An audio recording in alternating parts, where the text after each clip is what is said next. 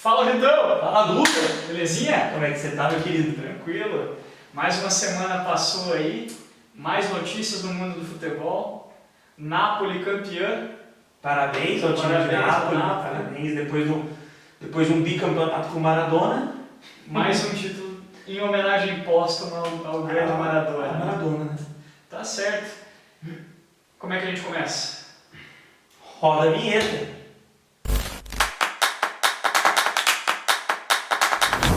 Vitão, os assuntos dessa semana estão meio escassos no mundo do futebol. Vamos retomar a tradição então, vamos conversar sobre o que aconteceu aí nos campeonatos. Futebol sul-americano bombando, né? Bombando. Sorteio da Copa do Brasil. Sorteio da Copa do Brasil, Libertadores, indo para a terceira rodada, vai virar o turno da Libertadores agora. Quarta rodada, né? Terminou a terceira rodada, Isso. vira o turno da Libertadores, vamos para a quarta rodada agora. Muitos times brasileiros, ao contrário do que eu tinha previsto, tendo problemas. Dentre eles, Atlético Mineiro e Corinthians. Principalmente o Corinthians está numa situação difícil aí, né? O Corinthians tem uma vitória, 2 derrotas. É que nem o Atlético Mineiro, né? Ambos estão com 2 derrotas e 1 vitória. Então, a situação está difícil. Vai ser complicado. Então, vou passar rapidamente aqui, só para a gente poder discutir com mais embasamento os resultados que tivemos na Libertadores aí nessa terceira rodada. O Flamengo empatou o seu jogo, está em segundo lugar do grupo com 4 pontos. Uma situação um pouco complicada também, mas para o Flamengo eu acredito que não vai ter muito problema, né? É um time muito forte. Exatamente. Possivelmente passe, faz dos 3 próximos jogos agora, o Flamengo tem 2 jogos em casa. Então, tá naquela questão do Sampaoli chegando, se adequando ao time, se adequando ao elenco. Mas acredito que o Flamengo vai passar tranquilamente nesse grupo. Agora o Cebolinha está sendo uma decepção para o time do Flamengo, hein? O cara custou 80 milhões aí e não está jogando o que se espera dele. Não só o Cebolinha, né, Guga? O Vidal também tem recebido bastante críticas por estar começando os jogos como titular. Não está rendendo, não está sendo aquele Vidal que o pessoal costumava ver. O europeu que a galera esperava. Exatamente. E o Cebolinha, vamos lá, vamos deixar uma polêmica aqui, né? Assuntos polêmicos. Eu tenho um pouco as minhas dúvidas com relação a alguns jogadores que vão cedo para a Europa, não conseguem ter um destaque lá e voltam muito cedo ao Brasil, né? Nós tivemos alguns exemplos recentes, tem a questão do Cebolinha, tem a questão do próprio Pedro, tem a questão do Gabigol, que dentro desses 3, para mim, na minha opinião, né, o Pedro é o que mais joga dentre os 3. É maldade falar que o Flamengo é o repatriador de quem não deu certo lá fora? Olha, dá para se falar assim, né? Mas dá para se falar assim porque os outros clubes brasileiros eles gostam de repatriar os vovô, né? Os vovô. 33 anos mais, tem pelo menos 2 lesões no currículo. Vem pro Brasil. Um contrato bom de 5 anos, salário alto. Exatamente. Só a exceção do Suárez na atualidade, né? Mas aí é outro nível de jogador também, né, então. O Suárez é artilheiro nato, sempre foi, desde a época do Nacional do Uruguai ali. Passou pelo Ajax, brilhou também no Ajax.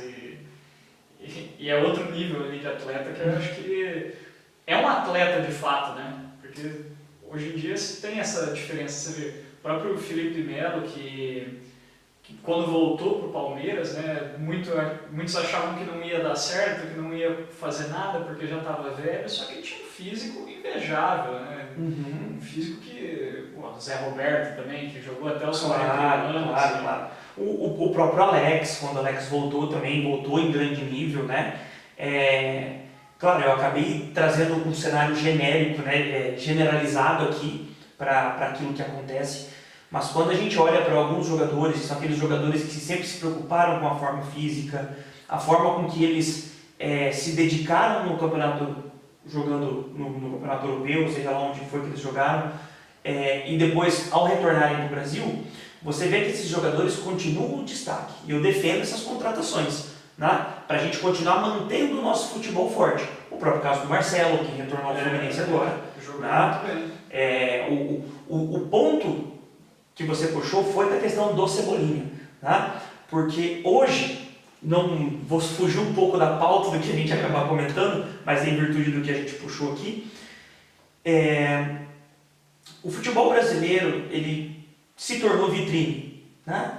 Ah, mas é o melhor futebol do mundo, entre aspas, vou colocar assim hoje. Tem grandes potenciais, tem grandes jogadores, só que o jogador hoje, aqui no Brasil, ele é muito visto como um produto, porque os clubes sabem que não vão manter ele. Então ele acaba saindo muito cedo, ele acaba indo para a Europa muito cedo. E quando ele vai para a Europa muito cedo, ele tem 3 caminhos, né? Dar muito certo, voltar para o Brasil ou ficar sendo emprestado pelo clube que contratou ele até o momento que ele sai e acaba ficando num campeonato de uma liga menor, né? Então, assim, quando ele volta cedo, que foi o caso desses jogadores, pera lá, algum problema aqui aconteceu, né? O Gabigol, apesar da fase artilheira dele, tem muitas pessoas que discutem comigo sobre a habilidade e a qualidade do Gabigol, que ele é um jogador que se posiciona muito bem, alguns dizem isso, e eu não concordo com nada, né, disso, mas isso é para um outro episódio. Maior artilheiro da Libertadores, cara. Maior artilheiro brasileiro da Libertadores. O Luan e o Borja também foram os reis da América, né? Isso não diz nada. Mas, assim, tem que olhar para esses jogadores e falar o que foi que aconteceu lá, né?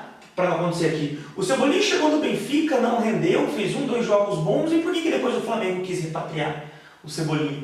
O Pedro fez jogos medianos, foi repatriado, rendeu o que rendeu. O Bruno Henrique também é um jogador que a gente esqueceu, que foi repatriado e, para mim, um dos melhores jogadores do Flamengo. Pena que teve a contusão agora de 9 meses, né? Eu tô rindo porque o Flamengo acho que tem 2 ou 3 só que são da base.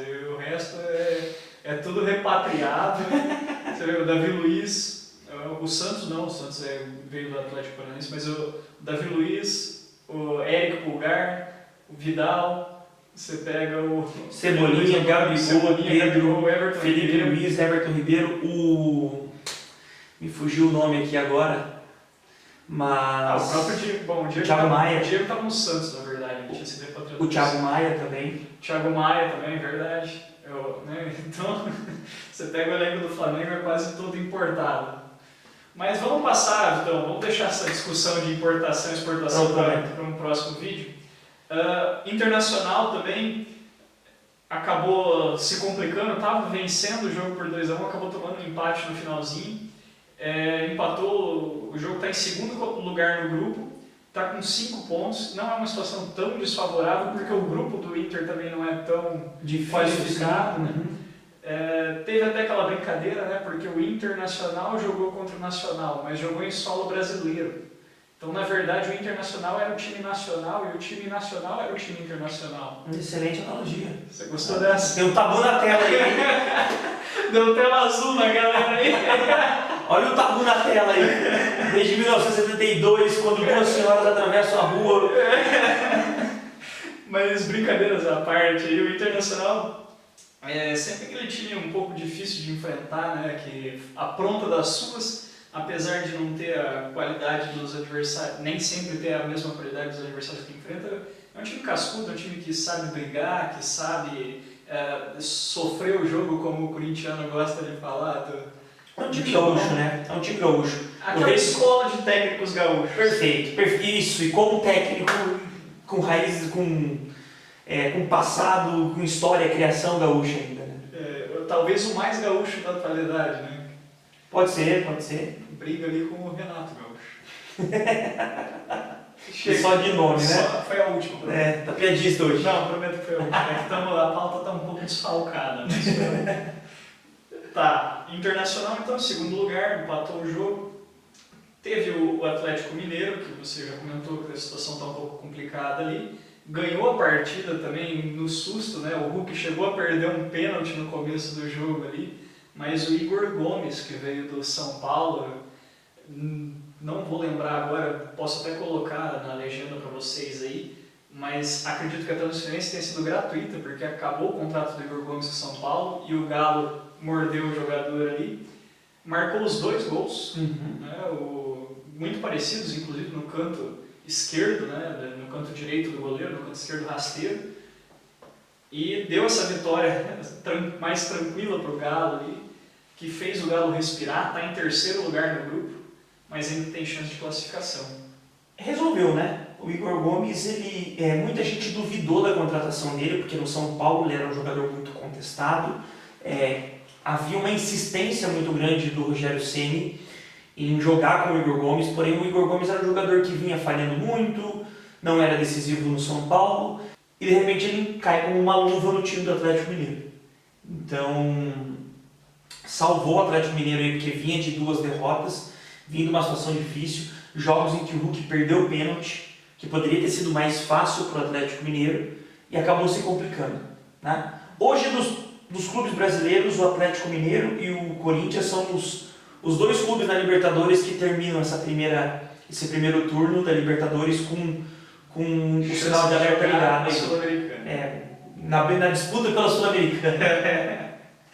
Então, de Atlético Mineiro para o Paranaense, né, que está dando exemplo na Libertadores ali, pegou um grupo que eu já tinha comentado com o pessoal de casa, que ia ser um grupo talvez mais difícil, justamente porque era Atlético Mineiro com o Atlético Mineiro com o Atlético Paranaense estavam no mesmo grupo ali, e o Atlético Paranaense está surpreendendo. Então, o Atlético Paranaense está com 7 pontos, liderando o grupo aqui. Ontem ganhou mais uma, e está com tudo aí para passar em primeiro lugar. Eu queria fazer um adendo no Atlético Paranaense com o nosso último episódio, que a gente comentou bastante sobre técnico. O Atlético Paranaense, ele não é de hoje, já é de alguns anos atrás, ele vem tendo um exemplo de gestão fantástico. Tá? A diretoria começou a olhar para a base, começou a olhar para essa formação, para a construção, para o planejamento, que foi tudo que a gente discutiu no episódio da semana passada. Começou a olhar com bons olhos isso. E o Atlético Paranaense está começando a colher esses resultados. Repatriou o Fernandinho, contratou alguns medalhões que por aqui estavam no futebol local mesmo. Tem o exemplo do Vitor Roque, formou o Santos, que hoje é goleiro do Flamengo, que para mim é um dos grandes goleiros. Aliás, uma grande escola de goleiro, porque formou o Everton, que hoje é goleiro do Palmeiras, disputou a Copa do Mundo com a seleção, formou o Santos, o Bento, que vem assumindo a vaga do Santos, é um grande goleiro. Inclusive já tem sido sondado pelo futebol europeu. E o goleiro da base também, foi o que você comentou, que foi campeão sub-17 exatamente, sul-americano. Eu não me recordo o nome dele agora. Vai ter aí também para vocês. Mas foi campeão sul-americano. Realmente, uma escola de goleiros muito boa. Tem o Vitor Roque, que é para ser a grande joia aí dos últimos tempos do Atlético Paranaense. Foi pescado também do Cruzeiro, né? E eu vejo que tem o dedo, e aí eu chego onde eu queria chegar, tem um dedo do Felipão. Que agora, inclusive, está ocupando o cargo de diretor do Atlético Paranaense. Muito interessante esse projeto que o Atlético Paranaense está fazendo. É um dos poucos clubes brasileiros que está com déficit positivo de dinheiro, né, e está fazendo uma ótima gestão. Então, é muito legal acompanhar esse crescimento do Atlético Paranaense. Ao que tudo indica, talvez seja o clube mais preparado para se tornar uma SAF. Mas acredito que talvez não seja esse o caminho do Atlético, não. É um dos clubes que eu ainda acredito que lá na frente será um clube mesmo. Possivelmente. Tá. Até porque o Petróleo não vai largar o osso tão... Se ele mesmo não comprar, né, a SAF. Então, falando de Libertadores ainda, temos o Palmeiras, que venceu o Barcelona de Guayaquil, né, fez 2-0 no Barcelona de Guayaquil, está com 6 pontos, ocupa a segunda colocação do grupo. O Palmeiras também está com vida fácil, porque ele joga os próximos 2 jogos, dos 3 que faltam para finalizar a fase de grupos da Libertadores, ele joga 2 em casa. Então, assim, está em segundo lugar, está com 6 pontos. Se ele fizer o dever de casa, muito provavelmente vai passar sem maiores sustos. E vamos passar com um assunto que machuca um pouco, né, Vitão? Machuca, mas a gente gosta, porque tem que bater. Que sadismo, então. Corinthians perdeu mais uma pro Del Valle dessa vez. Tá com 3 pontinhos só e ocupa a 3ª colocação. Só tá na frente do grande Liverpool. É uma situação difícil que o Corinthians tem agora para reverter esses resultados no segundo turno da Libertadores, mas com um olhar de esperança, porque o Liverpool é o lanterna, do grupo, conseguiu arrancar um ponto dos líderes do grupo hoje, né? Então assim, tá difícil, mas ao mesmo tempo é possível de torcer por alguns resultados combinados para garantir a classificação. Mas claro que muito isso se dá pelo momento turbulento em que o Corinthians vive, tá? Tem jogadores experientes dando entrevista chorando após a partida, tem jogadores cobrando outros jogadores, já tem alguns medalhões ali que sabem que a voz pesa e você percebe que está perdendo um pouquinho da força dentro do elenco. Teve essa troca de técnico muito rápido, essa passagem fulminante do Cuca, que foi a passagem mais rápida que o futebol brasileiro já teve como um treinador, né? Então assim, é um momento de renovação do Corinthians, é um momento de tirar aquela dependência do Renato Augusto, de subir alguns jogadores da base, o próprio Vanderlei Luxemburgo já chegou com essa ideia. Então assim, é um momento que as coisas estão borbulhando pelo Corinthians.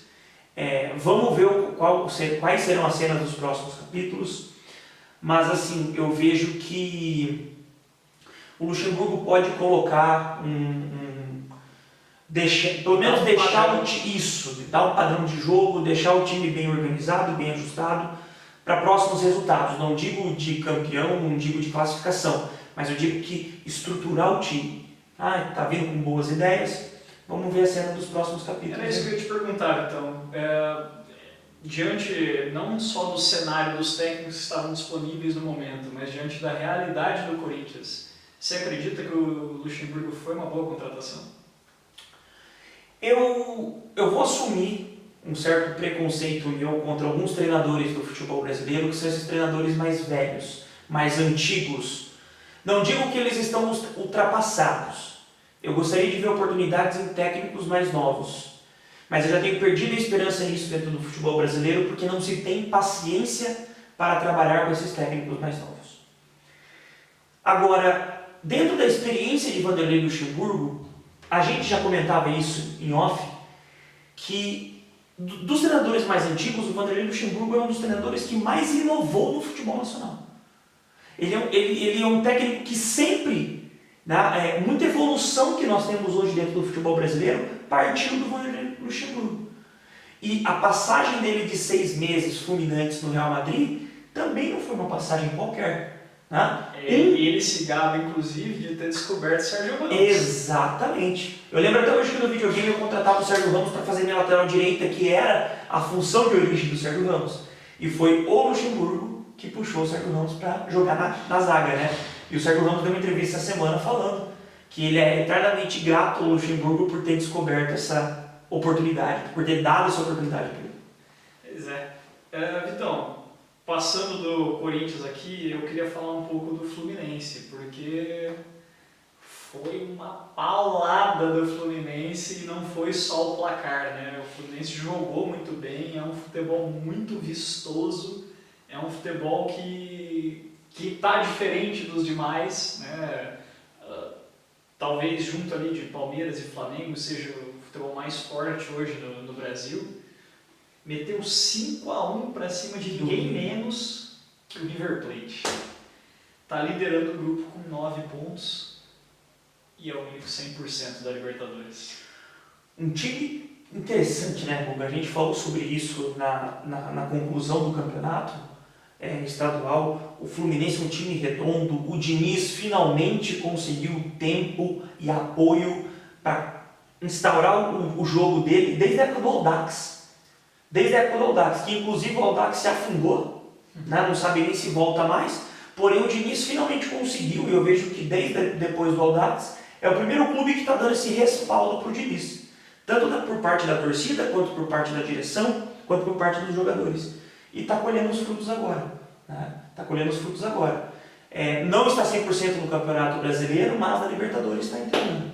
Tá respondendo o que precisava, né? Como eu falei, é o único clube com 9 pontos na Libertadores, é o líder geral, e na Libertadores a gente sabe que isso é muito importante, porque as próximas fases vão sendo decididas dentro de casa, né?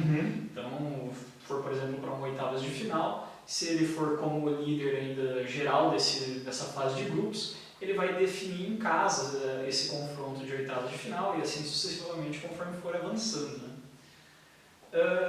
E aí a gente falando de Flu, Vitão, é legal a gente falar também que teve o sorteio da Copa do Brasil essa semana aí. E cara, oitavas de final de Copa do Brasil, só jogão. Só jogão. O próprio Flu vai pegar o Fla. E tem quem diga que o Flamengo está até com medo de terminar a Libertadores em segundo lugar, porque vai cair no pote que pode pegar o Fluminense na oitavas também. Seria maravilhoso, né, para os anti-Flamengo, né? Poder, mas principalmente para a torcida do Fluminense, ganhar o Carioca em cima do Flamengo, ter a oportunidade de eliminar o Flamengo na Copa do Brasil, ter a oportunidade depois de eliminar o Flamengo numa possível oitavas de final. E tá um jogo de alto nível, né? O Flamengo vai vir mordido pela final do Carioca, isso é natural. O Flamengo vai vir reestruturado, porque trocou de técnico, né? E é natural essa mudança, essa alteração. E vai ser pedreira. Vai ser jogo duro. Consegue eleger um favorito? Fluminense. Confiando no Diniz, hein? Não só no Diniz, no momento do Diniz, mas também pelos momentos individuais dos jogadores. Germancano, principalmente, né? Que anotou um hat-trick contra o River Plate essa semana. Germancano, que, vamos falar para você, a gente estava falando em off antes da gravação, os 4 maiores artilheiros de 2023, Haaland, Cano, Pedro e Benzema, não especificadamente nessa ordem, tá? Mas desses 4 jogadores, a melhor média de gols está entre Cano e Pedro, 1.1 gols por partida, depois o Haaland em terceiro com 1 e o Benzema com 0.8.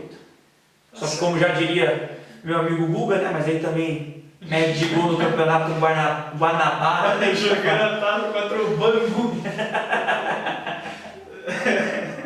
Nosso time aqui, cujo nome não pode ser mencionado, também faria uns gols. Vitão, Grêmio e Cruzeiro, os 2 maiores campeões da Copa do Brasil, vão se enfrentar também nas oitavas de final. Os dois vindo de um momento difícil, né, se recuperando de um acesso aí à Série A do Campeonato Brasileiro. E vão medir forças lá. Cruzeiro com a SAF. Cruzeiro ganhou do Grêmio, Campeonato Brasileiro, de 1-0. Né? Também vai ser um jogo pegado. Se for que nem o jogo do Brasileiro, foi um jogo pau a pau. Chance para os dois lados. O Cruzeiro descolou um gol ali, e com todo o mérito, mas numa oportunidade, uma das poucas que teve nesse jogo truncado. Então, olha, eu acredito muito em jogo, em série para ir para pênalti. Hein? É uma série bacana. O Palmeiras vai jogar contra o Fortaleza. E aqui eu só coloquei aqui para destacar, porque eu gosto muito do trabalho que o Fortaleza, que o Vojvoda vem fazendo no Fortaleza.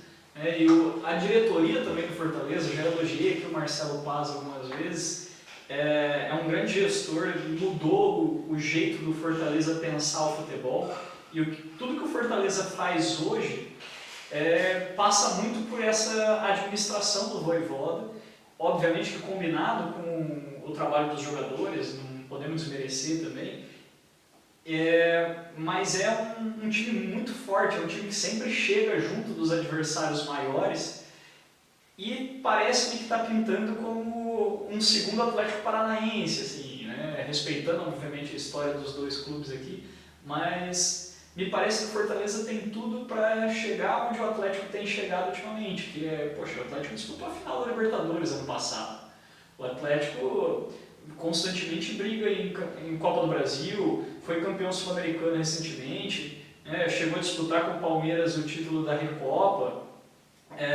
e eu vejo o Fortaleza muito nesse caminho, e o motivo de eu ter trazido esse jogo aqui, porque a gente não colocou todos os das oitavas aqui para discutir, mas o motivo de eu ter trazido é porque eu vejo que, óbvio, grande parte desse trabalho passa pelo Marcelo Paz, mas boa parte também passa pelo Vojvoda, e assim como o técnico do Palmeiras, talvez sejam os 2 melhores estrangeiros do Brasil hoje, né? Exatamente, eu concordo muito com o seu ponto de vista com relação à questão do Fortaleza. O Fortaleza está ficando cascudo, né, Guga? Porque campeonato retrasado fez uma ótima campanha na Série A do Campeonato Brasileiro, conseguiu classificação para Libertadores, porém no passado teve um apagão, aí todo mundo começou a tratar como cavalo paraguaio, né? Que foi um ano esporádico, só que de repente ele volta ao Fortaleza esse ano novamente, bem estruturado de novo, fazendo bons jogos, com um time bem formado, ou seja, você percebe que mais um exemplo de um bom projeto que está sendo seguido, né? E aí eu já puxo para um outro clube que vai fazer agora também as oitavas da Copa do Brasil, que é o nosso líder do Campeonato Brasileiro, que é o Botafogo, né? Aí eu puxo para o Luiz Castro também. Sempre gostei do trabalho do Luiz Castro. Não estava trazendo resultados pela turbulência que a gente já citou no episódio passado do Botafogo. Mas agora você começa a ver que o time está fechando. Né? O time está fechando, está organizando e está jogando um bom futebol também. Você até entrou aí já no próximo confronto que eu ia citar, que é o Botafogo vai pegar o Atlético Paranaense. E aqui a gente vai ver um pouco daquilo que a gente falava também, guardadas evidentemente as devidas proporções, mas um pouco daquilo que a gente falava na semana passada, acerca de uma SAF enfrentar um time tradicional, né? O Atlético hoje, no meu ponto de vista, pelo menos é um time muito tradicional do futebol brasileiro, e vai enfrentar uma SAF, que é o Botafogo, do John Textor, né? O que a gente pode esperar desse confronto aí? Você acha que quem que passa, vai ser difícil, ou tá muito na cara que vai dar pra um lado? Não, vai ser difícil aí também. Vai ser um jogo difícil também, Botafogo e Atlético Paranaense. Mas eu vejo que o Botafogo tem 11 jogadores mais estruturados do que o Atlético Paranaense. O Atlético Paranaense tem um bom time, tem bons jogadores, mas eu vejo que em alguns momentos, em algumas situações, o Atlético Paranaense depende de um lance exclusivo, né? de um lampejo de algum jogador exclusivo. Nós vimos isso na final do Campeonato Paranaense, com o Vitor Roque, que decidiu o jogo em Cascavel, no último minuto de jogo, no último minuto da partida. Tem o Pablo que está lá, peleando, né? Mas sempre acaba fazendo isso, exatamente. Então, assim, o Atlético Paranaense, em alguns jogos difíceis, jogos decisivos, ele depende de alguns lampejos de jogadores. Aí eu vejo que os 11 do Botafogo estão mais preparados do que os 11 do Atlético Paranaense. E o último confronto que eu tinha separado aqui, Vitão, é Atlético Mineiro e Corinthians. No Corinthians, de novo, pegando uma pedreira aí, vai sofrer um pouquinho para passar do Galo, hein? Vai sofrer, jogo dos quase eliminados da Libertadores. Vamos ter que focar numa competição só. O Atlético Mineiro, vamos lá, está nesse momento na Libertadores, mas ele é um time que já vem sendo construído já tem um tempo, né? O elenco não mudou tanto, o técnico houve ali algumas turbulências com o poder, mas ele acabou permanecendo. Então, assim, vejo que o favoritismo nesse jogo é do Atlético Mineiro, pelo momento atual dos ambos os clubes, mas não vai ser nenhum jogo fácil para nenhum dos times. Então, eu queria aproveitar que a gente estava falando do Fernando Diniz, do ótimo trabalho que ele vem fazendo, e queria comentar um pouco a respeito da seleção brasileira, porque essa semana saiu nos noticiários que a seleção brasileira está disposta a esperar até julho pelo Carlo Ancelotti, que seria de fato o grande favorito da CBF, mas que não sendo ele não aceitando o cargo, o primeiro da lista seria justamente Fernando Diniz, e que essa escolha por ele vem se desenhando naturalmente, com base nos seus resultados. Sem dúvidas, eu vejo que essas últimas notícias das últimas semanas quanto ao Ancelotti mostram um pouquinho da cultura brasileira para a cultura europeia, por assim dizer, né? Mas a cultura lá fora. Eu vejo que algumas pessoas estão se estressando, se incomodando com a atitude do Ancelotti de fugir, de dar risada nas entrevistas quando o assunto é seleção brasileira. Eu vejo que ele está sendo profissional. Ele está num momento em que ele tem grande chance de ganhar mais uma UEFA Champions. Ele, apesar da dificuldade, ainda está vivo no Campeonato Espanhol. Então, assim, por que ele vai dar um discurso de que ele vai pensar, ele vai abrir conversas agora no encerramento da temporada, né? Até porque o Real Madrid também está no jogo para uma possível renovação de contrato dele. Então, assim, tudo pode acontecer. Então, na minha concepção, ele está sendo profissional. E agora a CBF parou de querer ficar jogando, especulando e falou, não, vamos dar tempo a isso. Até porque eu não vejo que 30 dias a mais, 30 dias a menos com o trabalho de um técnico vai influenciar em alguma coisa. Não tem competição oficial, acho que tem uma data FIFA só. Pode ser o Ramon de novo à frente da seleção, porque não vai fazer diferença. E tá tudo certo, exatamente. É melhor esperar um pouquinho por um técnico do porte. Para ter uma construção, planejamento, tudo aquilo que nós comentamos. Então, assim, eu sou muito fã do Ancelotti, até pela superstição de que o Ancelotti é um dos maiores técnicos estrangeiros propulsores de talentos brasileiros. Como foi com o mais vitorioso deles, que foi o Kaká, que chegou ao título de bola de ouro, e agora com Vini Júnior e Rodrigo, mas o Vini Júnior despontando, né, e possivelmente nessa temporada concorrendo ao melhor do mundo com o Haaland, na minha visão. Né? Então, assim, eu tenho essa esperança porque eu sinto que o Ancelotti tem um pouquinho de sangue brasileiro nas veias dele. Né? E o Kaká, que sou um fãzaço do Kaká, que já falou que possivelmente pode ser que venha como auxiliar técnico do Ancelotti na seleção. Gostaria de ver muito essa dupla. Mas, fazendo sombra para o Ancelotti, hoje eu vejo que é o Fernando Diniz, pelos resultados que tem entregue, já se falava desse nome lá atrás, e dos técnicos brasileiros que nós temos hoje, o único que eu, na minha humilde opinião, olho a cadeira e admitiria e torceria pelo trabalho dele, seria o Fernando Diniz. Qualquer outro ali para mim seria para estar preenchendo cadeira. Resta saber se ele conseguiria fazer com a seleção o que ele tem feito com o Fluminense, né? Porque por mais louvável, por mais admirável que seja o trabalho dele no Fluminense, por mais vistoso que seja o futebol, é como você disse antes, desde o Ajax que ele não conseguia fazer nenhum time jogar dessa forma, né? E agora que acabou dando certo, acabou encaixando, né? Pegando um ponto, nisso que você comentou, eu vou concordar porque é o seguinte, ele tem um estilo de jogo dele. Né? Então, quais os primeiros problemas que eu vejo que o Diniz teria na seleção brasileira? Seria nas primeiras convocações dele. Porque eu vejo que nas primeiras convocações o Fernando Diniz iria inovar. Só que essa inovação, ela seria com o teor de eu preciso dessas peças chaves para que elas joguem o meu jogo, para que elas joguem o meu estilo de jogo. Porque quando você fala de seleção, você tem que pegar pessoas que estão prontas para o seu estilo de jogo. Diferentemente de um clube que você teoricamente vai ter um tempo maior, vai ter janelas de contratações, então você monta, você constrói. Na seleção você já encontra essas peças teoricamente prontas. Indo de encontro a isso, ia sair um pouquinho daquele clássico, quem são os 26 melhores jogadores brasileiros do mundo hoje? Joga na seleção. Não seria assim. Eu vejo que ele teria alguns nomes controversos, que a mídia iria dar uma remexida, que os torcedores iriam dar uma remexida da seleção, mas que se ele conseguisse encaixar o trabalho dele, nós teríamos um bom time. Né? Então, eu vejo que super daria certo o Fernando Diniz na nossa seleção aí, caso o Ancelotti não venha, porque eu estou muito querendo que o estrangeiro venha. O grande problema também é o salário, né? Porque no Real Madrid o Ancelotti recebe hoje em torno de 70 milhões de reais por ano. E o que a CBF pagava para o Tite não chega nem na metade disso, né? Então alguém vai ter que ceder.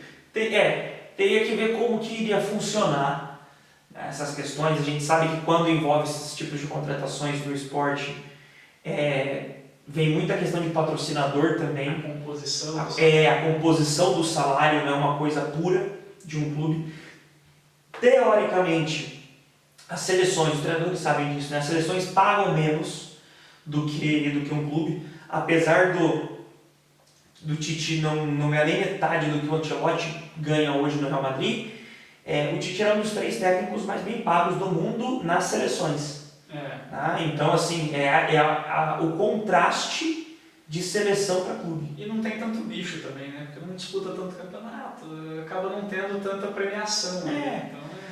Então, eu vejo que assim, a minha ansiedade na definição do técnico da seleção brasileira hoje, vamos lá. O primeiro ponto é um técnico estrangeiro. Victor, por quê? O tempero, eu vou resumir, né? Mas o tempero, a gente trazer uma escola diferente, mesclar, a gente precisa inovar o nosso futebol. O futebol brasileiro ficou parado no tempo. O segundo ponto é se essa contratação, com aquela especulação do Mourinho de poder treinar um clube, poder treinar uma seleção, será que vão propor isso para o Ancelotti também? Até em contrapartida ao salário alto que ele pode ser que ele queira, entendeu? Será que ele vai pedir liberação para treinar um clube e treinar uma seleção também? Então, assim, existem essas várias cláusulas do contrato. Que para mim eu estou muito ansioso de poder ver isso. E até a escola de técnicos brasileira poder aprender alguma coisa com um técnico de fora também, né?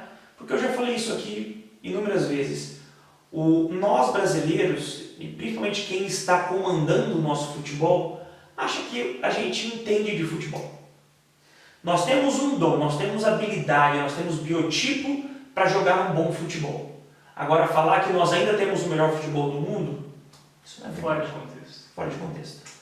Então tá certo. Vitão, vamos ficar por aqui? Vamos ficar por aqui, acho que hoje estendemos um pouquinho. Tranquilo. Galera, comentem aí o que vocês acham desse assunto da seleção, principalmente. O que vocês esperam em Copa do Brasil, em Libertadores, se vocês acham que o Corinthians vai ter uma vida difícil. Tá difícil. Queria aproveitar, eu não quero nem falar muito sobre isso, mas eu queria aproveitar e mandar um abraço pro Evandro, que tem nos seguido aí afinco, tá participando dos comentários aí, e falar para todos vocês se inspirar no Evandro. Ative o sininho, deixe seu like, deixe seu comentário. Inscreva-se, que agora tá aqui, ó. Inscreva-se no canal, que agora a bolinha. Nosso editor já colocou aí. Beleza, então, até semana que vem. Valeu, galera. Abraço. Eu ia comentar que ano passado o Fortaleza perdeu energia porque vendeu o Pikachu, mas eu falei que não ia mais fazer trocadilho. Então... Coloca esse final agora.